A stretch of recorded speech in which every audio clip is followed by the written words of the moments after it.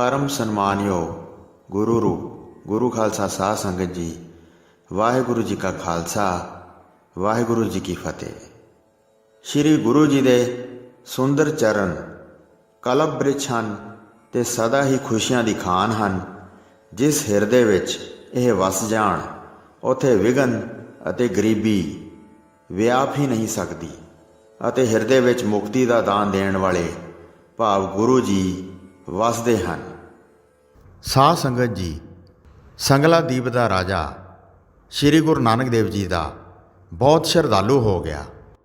ਜਦ ਰਾਜੇ ਨੇ ਬਹੁਤ ਪਿਆਰ ਕੀਤਾ ਅਤੇ ਵੱਡੇ ਭਾਗਾਂ ਵਾਲਾ ਪ੍ਰੇਮ ਦੇ ਰੰਗ ਵਿੱਚ ਰੰਗਿਆ ਗਿਆ, ਜਿਹੜੇ ਉੱਥੇ ਕੁਝ ਫਕੀਰ ਸਨ, ਜਦ ਉਹਨਾਂ ਨੇ ਰਾਜੇ ਦੀ ਇਸ ਗੱਲ ਨੂੰ ਆਪਣੇ ਕੰਨਾਂ ਨਾਲ ਸੁਣਿਆ ਕਿ ਉਹ ਗੁਰੂ ਨਾਨਕ ਸਾਹਿਬ ਦੇ ਦਰਸ਼ਨਾਂ ਦਾ ਬੜਾ ਪਿਆਸਾ ਹੈ, ਤਾਂ ਉਹ ਸਾਰੇ ਰਾਜੇ ਦੇ ਪਾਸ ਪਹੁੰਚੇ। ਉਹ ਫਕੀਰ ਆਪਣਾ ਨਾਮ ਨਾਨਕ ਰੱਖ ਕੇ ਨਗਰ ਦੇ ਲੋਕਾਂ ਨੂੰ ਸੁਣਾ ਕੇ ਦੱਸਦੇ ਸਨ। ਜਦ ਰਾਜੇ ਨੂੰ ਇਸ ਗੱਲ ਦਾ ਪਤਾ ਲੱਗਾ ਤਾਂ ਉਹ ਚੱਲ ਕੇ ਉਹਨਾਂ ਪਾਸ ਆਇਆ ਆਪਣਾ ਸ਼ੱਕ ਦੂਰ ਕਰਨ ਵਾਸਤੇ। ਜਦ ਉਹਨਾਂ ਨੇ ਫਕੀਰਾਂ ਨੂੰ ਪੁੱਛਿਆ ਤਾਂ ਉਹ ਗਿਆਨ ਵਿਹੂਣੇ ਕੁਝ ਵੀ ਨਹੀਂ ਦੱਸਦੇ ਸਨ। ਇਸ ਤਰ੍ਹਾਂ ਵੇਖ ਕੇ ਰਾਜੇ ਨੇ ਇਹ ਸੋਚਿਆ ਕਿ ਇਹਨਾਂ ਫਕੀਰਾਂ ਦੀ ਪਰਖ ਕਰ ਲਈ ਜਾਵੇ। ਉੱਥੇ ਜਿਹੜੀਆਂ ਸੁੰਦਰ ਨਾਰੀਆਂ ਸਨ, ਉਹਨਾਂ ਨੂੰ ਬੁਲਾ ਕੇ ਰਾਜੇ ਨੇ ਇਸ ਤਰ੍ਹਾਂ ਕਿਹਾ, ਸਾਡੇ ਨਗਰ ਵਿੱਚ ਜਿਹੜਾ ਵਿਦੇਸ਼ੀ ਆਏ ਅਤੇ ਫਕੀਰਾਂ ਦਾ ਭੇਸ ਧਾਰਨ ਕਰਕੇ ਜੋ ਆਪਣੇ ਆਪ ਨੂੰ ਸੰਤ ਕਹਾਏ, ਰਾਤ ਨੂੰ ਜਾ ਕੇ ਤੁਸੀਂ ਉਹਨਾਂ ਦੀ ਸੇਵਾ ਕਰੋ ਅਤੇ ਪੂਰੇ ਸੰਤ ਅਤੇ ਅਧੂਰੇ ਸੰਤ ਦਾ ਭੇਦ ਲਓ। ਜਦ ਤੁਸੀਂ ਕਿਸੇ ਪੂਰਨ ਸੰਤ ਨੂੰ ਵੇਖੋ ਤਦ ਮੇਰੇ ਪਾਸ ਆ ਕੇ ਮੈਨੂੰ ਦੱਸੋ। ਰਾਜੇ ਦੇ ਕਹੇ ਹੋਏ ਬਚਨਾਂ ਨੂੰ ਸੁਣ ਕੇ ਉਹ ਨਾਰੀਆਂ ਉਸ ਤਰ੍ਹਾਂ ਹੀ ਕਾਰਜ ਕਰਨ ਲੱਗੀਆਂ। ਜਦ ਕੋਈ ਫਕੀਰ ਨਗਰ ਵਿੱਚ ਆਉਂਦਾ ਸੀ ਤਾਂ ਹਾਰ ਸ਼ਿੰਗਾਰ ਕਰਕੇ ਉਸ ਦੇ ਪਾਸ ਚਲੇ ਜਾਂਦੀਆਂ ਸਨ। ਉਹਨਾਂ ਦੇ ਨੇਤਰਾਂ ਦੇ ਕੋਨੇ ਤੀਰਾਂ ਵਰਗੇ ਸਨ, ਬੜੇ ਟੇਢੇ ਭਰਵੱਟੇ ਧਨੁੱਖ ਵਰਗੇ ਸਨ। ਜਿਹੜਾ ਵੀ ਵੇਖਦਾ ਸੀ ਵਿੰਨਿਆ ਜਾਂਦਾ ਸੀ ਅਤੇ ਝੱਟ ਹੀ ਉਸ ਦਾ ਧੀਰਜ ਧਰਮ ਭੱਜ ਜਾਂਦਾ ਸੀ। ਜਿਨ੍ਹਾਂ ਨੂੰ ਵੇਖ ਕੇ ਦੇਵਤੇ ਅਤੇ ਰਿਸ਼ੀ ਮੁਨੀ ਵੀ ਜੱਥ ਤਿਆਗ ਦਿੰਦੇ ਹਨ। ਕਲਯੁਗ ਦੇ ਵਿਚਾਰੇ ਮਰਦ ਉਹਨਾਂ ਅੱਗੇ ਕੀ ਸਨ। ਅਨੇਕ ਫਕੀਰਾਂ ਨੇ ਮਾੜਾ ਕੰਮ ਕੀਤਾ, ਧਰਮ ਭ੍ਰਿਸ਼ਟ ਹੋਇਆ ਅਤੇ ਜਾਤ ਵੀ ਵਿਗਾੜ ਲਈ। ਹਿੰਦੂ, ਤੁਰਕ, ਤਪੀ ਅਤੇ ਬ੍ਰਹਮਚਾਰੀ ਉਹਨਾਂ ਸੁੰਦਰ ਨਾਰੀਆਂ ਨੂੰ ਵੇਖ ਕੇ ਧੀਰਜ ਨਹੀਂ ਕਰਦੇ ਸਨ। ਉਹ ਰਾਜੇ ਨੂੰ ਜਾ ਕੇ ਦੱਸਦੀਆਂ ਸਨ ਕਿ ਇਹਨਾਂ ਫਕੀਰਾਂ ਵਿੱਚ ਕੋਈ ਵੀ ਪੂਰਾ ਨਹੀਂ ਹੈ। ਕਾਮਦੇਵ ਨੇ ਜੱਤ ਸੱਤ ਤੋਂ ਹਿਰਦਾ ਖਾਲੀ ਕੀਤਾ ਹੈ। ਇਹ ਸੁਣ ਕੇ ਰਾਜੇ ਨੇ ਮਨ ਵਿੱਚ ਇਹ ਵਿਚਾਰ ਕੀਤੀ ਕਿ ਪ੍ਰਬਲ ਕਲਯੁਗ ਵਿੱਚ ਕੋਈ ਵੀ ਸੰਤ ਪੂਰਾ ਨਹੀਂ ਹੈ। ਇੱਕ ਸ਼੍ਰੀ ਗੁਰੂ ਨਾਨਕ ਦੇਵ ਜੀ ਨੂੰ ਛੱਡ ਕੇ ਬਾਕੀ ਸਭ ਪੰਜਾਂ ਦੁਸ਼ਟਾਂ ਦੇ ਅਧੀਨ ਹਨ। ਇਹ ਕਹਿ ਕੇ ਕਿਰਪਾਲੂ ਗੁਰੂ ਜੀ ਦੇ ਰੂਪ ਨੂੰ ਆਪਣੇ ਮਨ ਵਿੱਚ ਚਿਤਵਿਆ ਤੇ ਵੱਡੇ ਵੱਡੇ ਠੰਡੇ ਸਾਹ ਭਰ ਰਿਹਾ ਸੀ। ਉਸ ਦੇ ਚਿਹਰੇ ਤੇ ਬਲਿੱਤਣ ਛਾ ਗਈ ਅਤੇ ਦੋਹਾਂ ਅੱਖਾਂ ਵਿੱਚ ਜਲ ਵਹਿਣ ਲੱਗਾ। ਇਸ ਤਰ੍ਹਾਂ ਜਦ ਪ੍ਰੇਮ ਨੇ ਖਿੱਚ ਕੀਤੀ, ਕਿਰਪਾ ਨਿਧਾਨ ਭਾਵ ਗੁਰੂ ਜੀ ਨੇ ਸਾਰੀ ਹਾਲਤ ਸਮਝ ਲਈ ਤੇ ਰਾਜੇ ਨੂੰ ਨਿਹਾਲ ਕਰਨ ਬਾਰੇ ਚਿਤਵਿਆ, ਕਿਉਂਕਿ ਰਾਜੇ ਨੂੰ ਪ੍ਰੇਮ ਨੇ ਵਿਆਕੁਲ ਕੀਤਾ ਹੋਇਆ ਸੀ। ਉੱਥੇ ਜਾਣ ਲਈ ਮਨ ਬਣਾਇਆ, ਕਿਉਂਕਿ ਉਹ ਆਪਣੇ ਭਗਤ ਦੀ ਭਾਰੀ ਬਿਰਹਾ ਨੂੰ ਸਹਿ ਨਹੀਂ ਸੀ ਸਕਦੇ। ਪ੍ਰਭੂ ਜੀ ਪ੍ਰੇਮ ਦੀ ਡੋਰ ਨਾਲ ਬੱਝੇ ਹੋਏ ਸਨ। ਇਸ ਪ੍ਰੇਮ ਦੀ ਖਿੱਚ ਕਰਕੇ ਰਾਜੇ ਸ਼ਿਵਨਾਭ ਨੂੰ ਮਿਲਣਾ ਚਾਹੁੰਦੇ ਸਨ। ਅੱਜ ਵੀ ਜੇ ਕੋਈ ਸ਼੍ਰੀ ਗੁਰੂ ਨਾਨਕ ਦੇਵ ਜੀ ਨੂੰ ਬੜੇ ਪ੍ਰੇਮ ਅਤੇ ਸ਼ਰਧਾ ਨਾਲ ਧਿਆਵੇ ਤਾਂ ਉਹ ਅੱਜ ਵੀ ਆਪਣੇ ਦਾਸ ਨੂੰ ਆ ਕੇ ਦਰਸ਼ਨ ਦਿੰਦੇ ਹਨ। ਇੱਕ ਦਿਨ ਜੰਗਲ ਵਿੱਚ ਬੈਠੇ ਹੋਏ ਸਨ। ਭਾਈ ਬਾਲਾ ਜੀ ਮਰਦਾਨੇ ਦੇ ਨਾਲ ਉਹਨਾਂ ਨੂੰ ਮਿਲਣ ਵਾਸਤੇ ਗਏ। ਨਮਸਕਾਰ ਕਰਕੇ ਉਹਨਾਂ ਦੇ ਪਾਸ ਬੈਠ ਗਏ। ਤਦ ਬੇਦੀ ਕੁਲ ਦੇ ਦੀਪ ਭਾਵ ਗੁਰੂ ਜੀ ਬੋਲੇ, ਚਲੋ ਸੈਰ ਕਰਨ ਵਾਸਤੇ ਪ੍ਰਿਥਵੀ ਵੇਖਣ ਚਲੀਏ। ਪਰਮੇਸ਼ਰ ਨੇ ਅਨੇਕ ਪ੍ਰਕਾਰ ਦੀ ਰਚਨਾ ਕੀਤੀ ਹੈ। ਕਈ ਜਗ੍ਹਾ ਮਨੁੱਖ ਹੋਰ ਹੀ ਸੁਭਾਅ ਦੇ ਹਨ, ਕਈ ਜਗ੍ਹਾ ਰਾਖਸ਼ਸ ਰਹਿੰਦੇ ਹਨ, ਕਿਤੇ ਧਰਮੀ ਰਹਿੰਦੇ ਹਨ ਅਤੇ ਕਿਤੇ ਪਾਪੀ ਅਤੇ ਦੁਰਾਚਾਰੀ ਵਸਦੇ ਹਨ। ਕਿਤੇ ਲੋਕ ਦੁਖੀ ਹਨ ਅਤੇ ਕਿਤੇ ਸੁੱਖ ਨਾਲ ਰਹਿ ਰਹੇ ਹਨ। ਕਿਤੇ ਵੇਦ ਸ਼ਾਸਤਰ ਪੜ੍ਹਦੇ ਹਨ ਅਤੇ ਪੁਰਾਣਾਂ ਦੀ ਕਥਾ ਕਰਦੇ ਹਨ। ਕਿਤੇ ਮੁਸਲਮਾਨ ਰਹਿੰਦੇ ਹਨ ਜਿਹੜੇ ਕੁਰਾਨ ਪੜ੍ਹਦੇ ਹਨ। ਦੇਸ਼ਾਂ ਵਿਦੇਸ਼ਾਂ ਦੀਆਂ ਕਈ ਬੋਲੀਆਂ ਹਨ। ਚਲੋ ਉਹਨਾਂ ਨੂੰ ਵੇਖਣ ਦੀ ਮੇਰੀ ਅਭਿਲਾਸ਼ਾ ਹੈ। ਇਹ ਸੁਣ ਕੇ ਭਾਈ ਮਰਦਾਨਾ ਜੀ ਨੇ ਕਿਹਾ हे प्रभु जी, ਤੁਸੀਂ ਸਮਰੱਥ ਹੋ ਅਤੇ ਸਾਰੇ ਗੁਣਾਂ ਦੀ ਖਾਨ ਹੋ। ਜਿੱਥੇ ਵੀ ਜਾਣ ਦੀ ਇੱਛਾ ਹੈ ਅੱਗੇ ਅੱਗੇ ਚੱਲੋ, ਮੈਂ ਸਦਾ ਹੀ ਤੁਹਾਡੇ ਪਿੱਛੇ ਪਿੱਛੇ ਆਵਾਂਗਾ। ਤੁਹਾਡੇ ਵਰਗੇ ਪ੍ਰਭੂ ਦੀ ਸ਼ਰਨ ਛੱਡ ਕੇ ਹੋਰ ਕਿਸ ਦੇ ਚਰਨਾਂ ਨੂੰ ਫੜਾਂ। ਕੁਝ ਸਮੇਂ ਬਾਅਦ ਗੁਰੂ ਜੀ ਭਾਈ ਮਰਦਾਨੇ ਜੀ ਨੂੰ ਨਾਲ ਲੈ ਕੇ ਉੱਥੋਂ ਚੱਲ ਪਏ। ਚਲਦੇ ਚਲਦੇ ਗੁਰੂ ਜੀ, ਜਿਨ੍ਹਾਂ ਨੇ ਦੁੱਖਾਂ ਨੂੰ ਨਾਸ਼ ਕਰਨ ਵਾਲਾ ਨਾਮ ਜਪਾਇਆ ਸੀ, ਇੱਕ ਟਾਪੂ ਵਿੱਚ ਜਾ ਪਹੁੰਚੇ। ਉਸ ਟਾਪੂ ਦਾ ਨਾਂ ਨਾਗਾ ਬੰਦਰ ਸੀ। ਫਿਰ ਸੁੱਖਾਂ ਦੇ ਘਰ ਅੱਗੇ ਚੱਲ ਪਏ, ਜਿੱਥੇ ਸੰਗਲਾਦੀਪ ਨਾਂ ਦਾ ਦੇਸ਼ ਸੀ। ਗੁਰੂ ਜੀ ਉਸ ਦੇ ਨੇੜੇ ਜਾ ਪਹੁੰਚੇ। ਰਾਜੇ ਦੀ ਆਰਾਧਨਾ ਮੰਨ ਕੇ ਅਤੇ ਉਸ ਰਾਜੇ ਦੀ ਸੇਵਾ ਦਾ ਵਿਚਾਰ ਕਰਕੇ ਉਸ ਦੇ ਦੇਸ਼ ਗਏ। ਉਸ ਰਾਜੇ ਦਾ ਇੱਕ ਬਾਗ ਸੀ ਜਿਹੜਾ ਕਿ ਸੁੱਕਿਆ ਹੋਇਆ ਸੀ। ਸ਼੍ਰੀ ਗੁਰੂ ਜੀ, ਜੋ ਆਪਣੇ ਦਾਸਾਂ ਨੂੰ ਸੁਖ ਦਾਨ ਕਰਨ ਵਾਲੇ ਹਨ, ਉਸ ਬਾਗ ਅੰਦਰ ਚਲੇ ਗਏ। ਜਦ ਗੁਰੂ ਜੀ ਨੇ ਆਪਣੇ ਚਰਨ ਕਮਲ ਉਸ ਬਾਗ ਵਿੱਚ ਪਾਏ ਤਾਂ ਸਾਰੇ ਸੁੱਕੇ ਬੂਟੇ ਹਰੇ ਹੋ ਗਏ, ਸੁੰਦਰ ਸ਼ਾਖਾਵਾਂ ਨਿਕਲ ਆਈਆਂ ਤੇ ਫਲ ਤੇ ਫੁੱਲ ਲੱਗ ਗਏ। ਸਾਰਾ ਬਾਗ ਮਨ ਅਨੁਕੂਲ ਸ਼ੋਭਾ ਪਾਉਣ ਲੱਗਾ। ਜਦ ਇਹ ਨਜ਼ਾਰਾ ਨਗਰ ਦੇ ਲੋਕਾਂ ਨੇ ਵੇਖਿਆ ਤਾਂ ਸਾਰਿਆਂ ਦੇ ਹਿਰਦੇ ਵਿੱਚ ਬਹੁਤ ਹੈਰਾਨੀ ਹੋਈ। ਬਾਗਵਾਨ ਨੂੰ ਜਦ ਇਸ ਗੱਲ ਦਾ ਪਤਾ ਲੱਗਾ ਤਾਂ ਉਸਨੇ ਆ ਕੇ ਗੁਰੂ ਜੀ ਦੇ ਚਰਨਾਂ 'ਤੇ ਮੱਥਾ ਟੇਕਿਆ। ਉਹ ਆਪਣੇ ਦਿਲ ਵਿੱਚ ਬਹੁਤ ਖੁਸ਼ ਹੋਇਆ ਅਤੇ ਫਿਰ ਉੱਥੇ ਚਲੇ ਗਿਆ ਜਿੱਥੇ ਰਾਜਾ ਰਹਿੰਦਾ ਸੀ। ਰਾਜੇ ਦੀ ਸਭਾ ਵਿੱਚ ਜਾ ਕੇ ਉਸਨੇ ਕਿਹਾ, ਹੇ ਰਾਜਾ ਜੀ, ਮੇਰੀ ਸੱਚੀ ਗੱਲ ਸੁਣੋ। ਇੱਕ ਉੱਤਮ ਸੰਤ ਚੱਲ ਕੇ ਆਇਆ ਹੈ। ਉਸਨੇ ਜਦ ਸੁੱਕੇ ਬਾਗ ਵਿੱਚ ਆਪਣੇ ਚਰਨ ਧਰੇ ਤਾਂ ਸਾਰਾ ਬਾਗ ਤੁਰੰਤ ਹਰਿਆ ਭਰਿਆ ਹੋ ਗਿਆ। ਉਹਨਾਂ ਦੇ ਦਰਸ਼ਨ ਕਰਕੇ ਮੈਂ ਨਿਹਾਲ ਹੋ ਗਿਆ ਹਾਂ।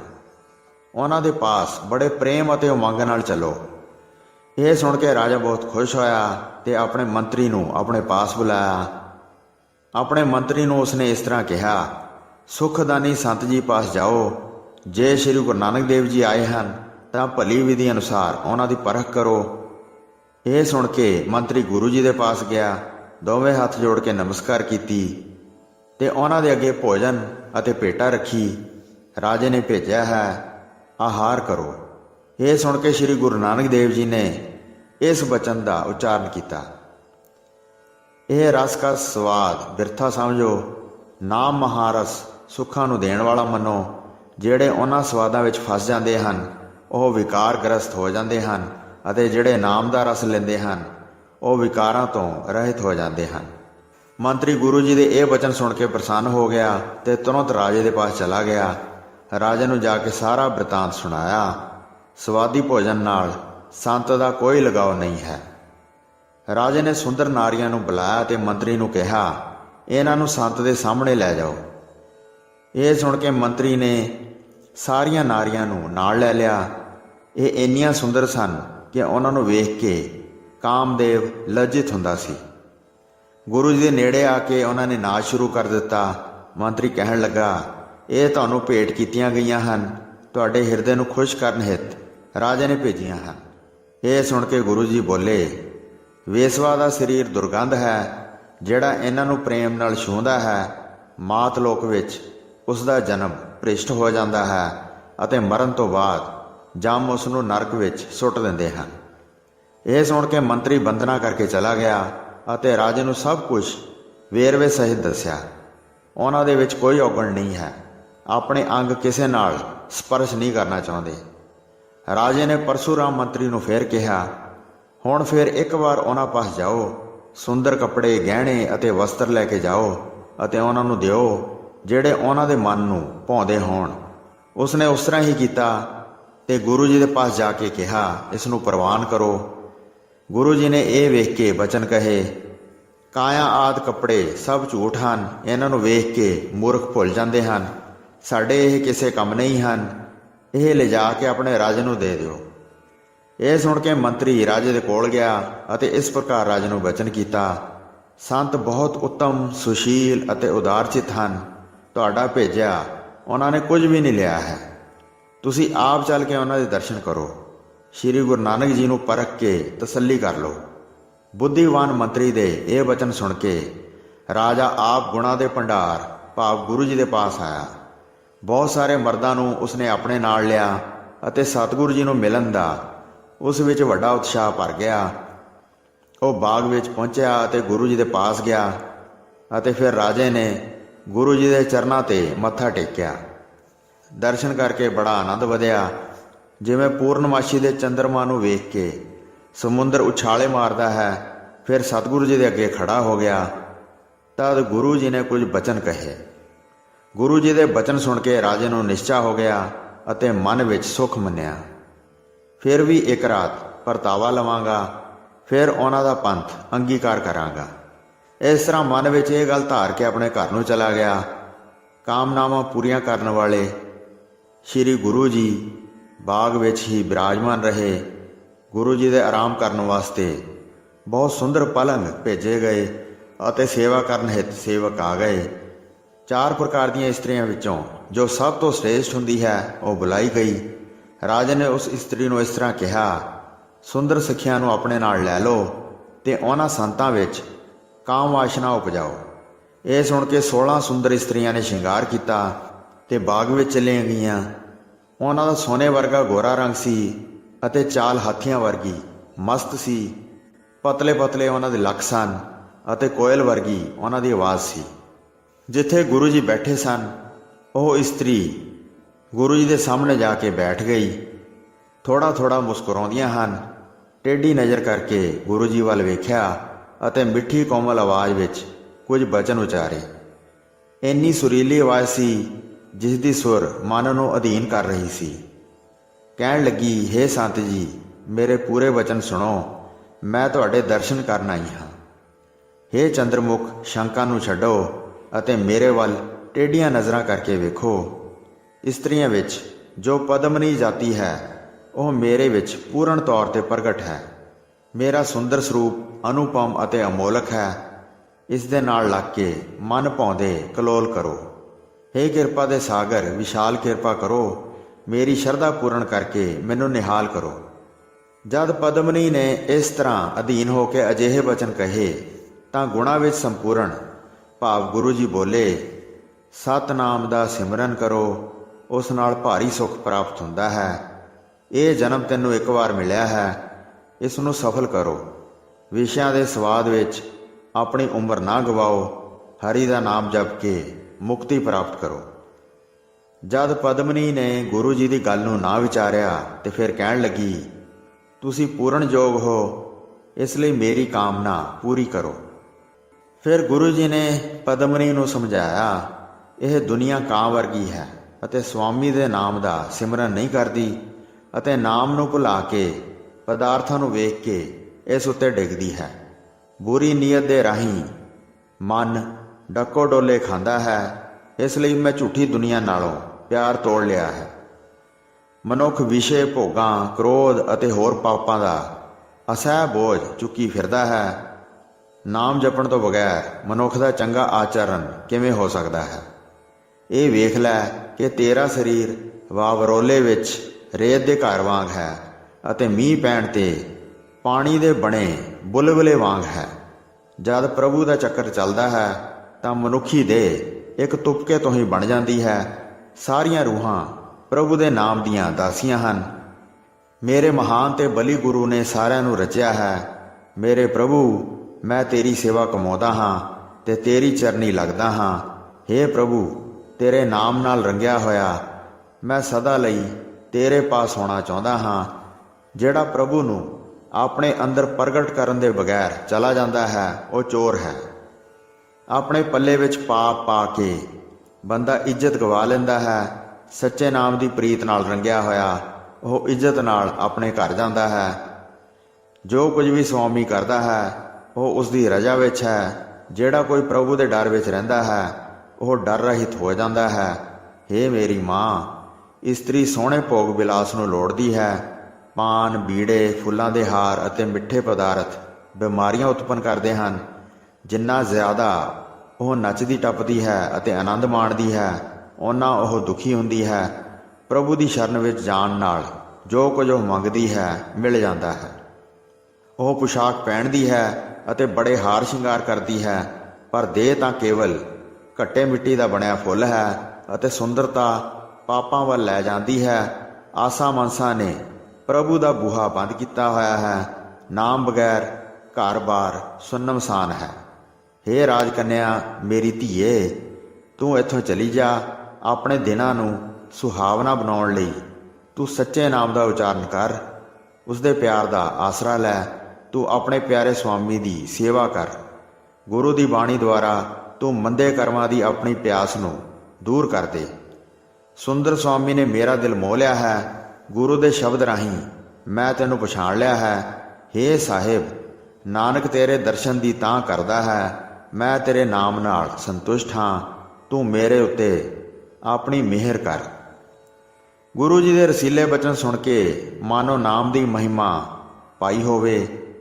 ਹਿਰਦੇ ਵਿੱਚ ਧਰਮ ਪ੍ਰੇਮ ਦੀ ਲੇਵ ਲੱਗੀ ਅਤੇ ਮੁਕਤੀ ਪ੍ਰਾਪਤ ਕਰਨ ਲਈ ਸਿਮਰਨ ਦੀ ਲੇਵ ਲੱਗ ਗਈ। ਵਿਸ਼ੇ ਰੂਪੀ ਅਗਨੀ ਬੁੱਝ ਗਈ। ਸਾਰੀ ਰਾਤ ਗੁਰੂ ਜੀ ਦੇ ਚਰਨ ਘੁੱਟਣ ਦੀ ਸੇਵਾ ਕੀਤੀ। ਗੁਰੂ ਜੀ ਵੱਲੋਂ ਮਿਹਰ ਦੀ ਦ੍ਰਿਸ਼ਟੀ ਕਰਨ ਤੇ ਇਸਤਰੀ ਦਾ ਉਧਾਰ ਹੋ ਗਿਆ। ਜਦ ਸਵੇਰ ਹੋਈ ਤਾਂ ਰਾਜੇ ਪਾਸ ਚਲੇ ਗਈ ਤੇ ਉਸ ਦੇ ਨੇੜੇ ਚਲੀ ਗਈ। ਰਾਜੇ ਨੇ ਵੇਖ ਕੇ ਬਚਨ ਕੀਤਾ, ਦੱਸੋ ਰਾਤ ਨੂੰ ਸੰਤ ਜੀ ਨੂੰ ਕਿਸ ਤਰ੍ਹਾਂ ਦਾ ਪਹਿਚਾਣਿਆ? ਜਿਸ ਤਰ੍ਹਾਂ ਬੀਤੀ ਉਹ ਸਭ ਕੁਝ ਮੈਨੂੰ ਵਿਸਥਾਰ ਨਾਲ ਦੱਸੋ। ਸਰਬ ਅੰਗਾਂ ਵਿੱਚ ਜੋ ਪ੍ਰਧਾਨ ਹਨ। ਉਹ ਬੋਲੀ, ਹੇ ਰਾਜਨ ਸੁਣੋ। ਪਹਿਲਾਂ ਜਿੰਨੇ ਵੀ ਫਕੀਰ ਆਏ ਸਨ, ਮੇਰਾ ਰੂਪ ਵੇਖ ਕੇ ਸਭ ਲਲਚਾ ਗਏ ਸਨ। ਉਹਨਾਂ ਨਾਲ ਮੈਂ ਜੋ ਅਦਾਵਾਂ ਕੀਤੀਆਂ ਸਨ, ਉਹਨਾਂ ਨੂੰ ਵੇਖ ਕੇ ਮੁਨੀਗਣ ਤਪ ਭੁੱਲ ਗਏ ਸਨ। ਪਰ ਇਹਨਾਂ ਦੇ ਤਨ ਤੇ ਕੋਈ ਪ੍ਰਭਾਵ ਨਾ ਪਾ ਸਕੀ।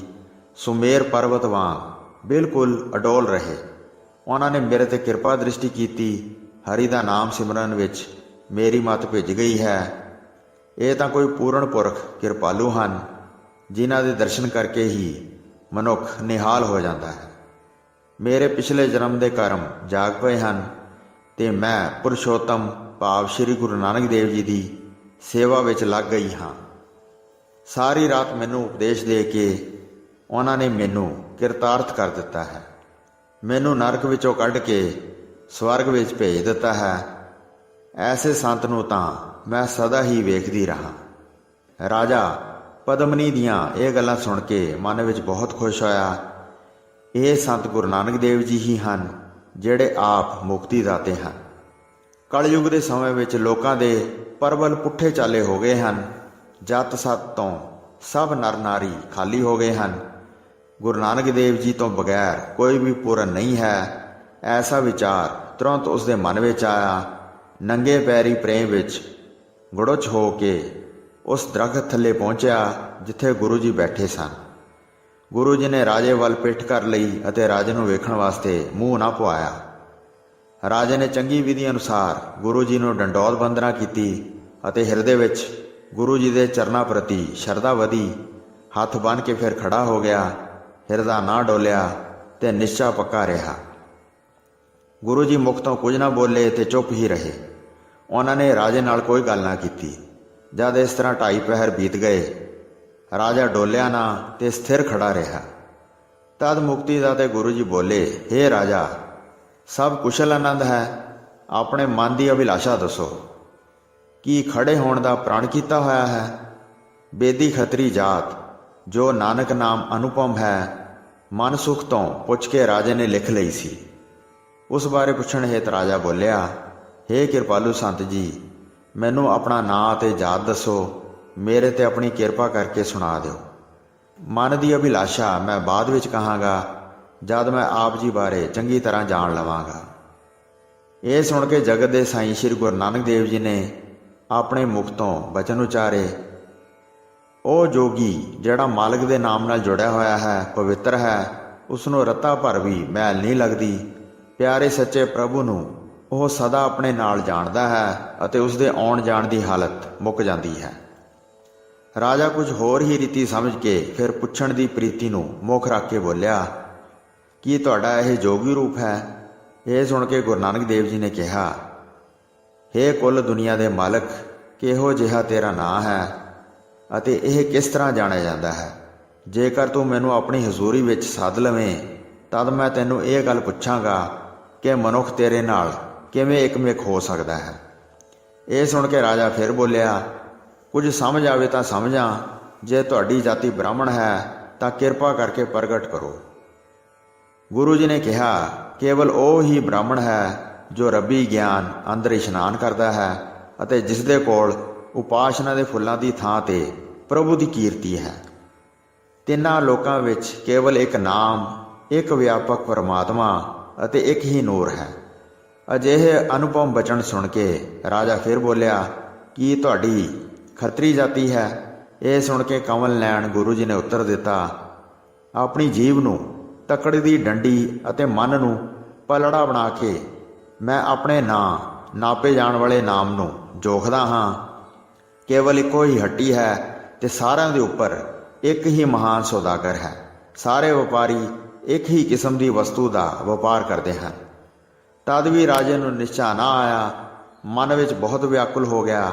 ਨਿਰਣਾ ਕਰਕੇ ਜਾਤ ਨਹੀਂ ਦੱਸਦੇ ਹਨ ਅਤੇ ਨਾ ਹੀ ਆਪਣੇ ਮੁਖ ਤੋਂ ਆਪਣਾ ਨਾਮ ਬੋਲਦੇ ਸਨ। ਸਾਧ ਅਤੇ ਗ੍ਰਸਤੀ ਜਗਤ ਵਿੱਚ ਹੋਰ ਵੀ ਬਹੁਤ ਬੁੱਧੀਵਾਨ ਸੰਤ ਹਨ। ਉਹਨਾਂ ਦੋਹਾਂ ਵਿੱਚੋਂ ਤੁਸੀਂ ਕੌਣ ਹੋ? ਇਹ ਸੰਤ ਜੀ ਸਪਸ਼ਟ ਕਰੋ। ਦੋਹਾਂ ਕੰਢਿਆਂ ਤੇ ਸੱਚੇ ਗੁਰੂ ਜੀ ਪਾਰ ਉਤਾਰਾ ਕਰਦੇ ਹਨ। ਕੇਵਲ ਉਹ ਹੀ ਇਸ ਨੂੰ ਸਮਝਦਾ ਹੈ ਜੋ ਇੱਕ ਸਾਈਂ ਨੂੰ ਪਿਆਰ ਕਰਦਾ ਹੈ ਅਤੇ ਜਿਸ ਦਾ ਮਨ ਭਰਮ ਤੋਂ ਰਹਿਤ ਹੈ। ਜੋ ਦਿਨ ਰਾਤ ਸਦਾ ਆਪਣੇ ਪ੍ਰਭੂ ਦੀ ਸੇਵਾ ਕਰਦਾ ਹੈ, ਉਹ ਸ਼ੰਕਾ ਰਹਿਤ ਹੋ ਜਾਂਦਾ ਹੈ ਅਤੇ ਨਾਮ ਨੂੰ ਆਪਣੇ ਹਿਰਦੇ ਅੰਦਰ ਟਿਕਾ ਲੈਂਦਾ ਹੈ। ਰਾਜਾ ਬਹੁਤ ਵਿਚਾਰ ਕਰਕੇ ਸੋਚਣ ਲੱਗ ਗਿਆ। ਜਦ ਇੱਕ ਘੜੀ ਬੀਤ ਗਈ ਤਾਂ ਫਿਰ ਵਡਭਾਗਾ ਕਹਿਣ ਲੱਗਾ, ਕੀ ਤੁਸੀਂ ਗੋਰਖ ਹੋ? ਮੈਨੂੰ ਦੱਸੋ। ਇਹ ਸੁਣ ਕੇ ਸਤਿਗੁਰੂ ਜੀ ਨੇ ਫਿਰ ਬਚਨ ਕਹੇ, ਉੱਪਰ ਆਕਾਸ਼ ਹੈ, ਆਕਾਸ਼ ਦੇ ਉੱਤੇ ਸੰਸਾਰ ਦਾ ਰਖਵਾਲਾ ਪ੍ਰਭੂ ਹੈ ਅਤੇ ਉਸ ਸੰਸਾਰ ਦਾ ਅਗੰਮ ਗੁਰੂ ਉੱਥੇ ਵਸਦਾ ਹੈ। ਗੁਰੂ ਦੇ ਉਪਦੇਸ਼ ਕਰਕੇ ਘਰ-ਬਾਰ ਨੂੰ ਮੈਂ ਇੱਕ ਸਮਾਨ ਜਾਣਦਾ ਹਾਂ।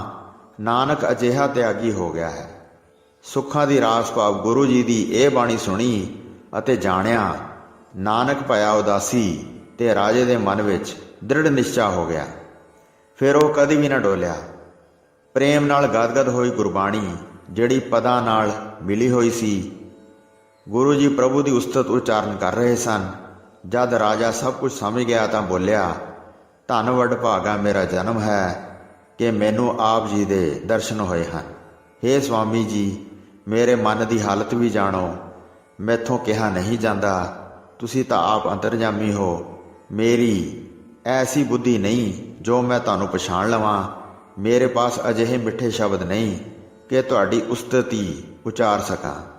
ਇਹ ਕਹਿ ਕੇ ਗੁਰੂ ਜੀ ਦੀਆਂ 3 ਪ੍ਰਦਖਣਾ ਕੀਤੀਆਂ ਅਤੇ ਫਿਰ ਉਹਨਾਂ ਦੇ ਚਰਨ ਕਮਲਾਂ ਉੱਤੇ ਮੱਥਾ ਟੇਕਿਆ। ਹਰ ਪ੍ਰਕਾਰ ਮੈਨੂੰ ਆਪਣਾ ਸੇਵਕ ਜਾਣੋ। ਮੇਰੇ ਮਹਿਲਾਂ ਵਿੱਚ ਪਹੁੰਚ ਕੇ ਉਹਨਾਂ ਨੂੰ ਪਵਿੱਤਰ ਕਰੋ। ਗੁਰੂ ਜੀ ਨੇ ਕਿਹਾ, ਪਹਿਲਾਂ ਇੱਕ ਧਰਮਸ਼ਾਲਾ ਬਣਾਓ, ਫਿਰ ਆ ਕੇ ਮੈਨੂੰ ਲਿਜਾਓ। ਇਹ ਸੁਣ ਕੇ ਰਾਜਾ ਆਪਣੇ ਘਰ ਨੂੰ ਚਲਾ ਗਿਆ ਅਤੇ ਜੋ ਕਿਹਾ ਸੀ ਉਸ ਅਨੁਸਾਰ ਧਰਮਸ਼ਾਲਾ ਬਣਾਉਣੀ ਆਰੰਭ ਕਰ ਦਿੱਤੀ। ਵਾਹਿਗੁਰੂ ਜੀ ਕਾ ਖਾਲਸਾ, ਵਾਹਿਗੁਰੂ ਜੀ ਕੀ ਫਤਿਹ।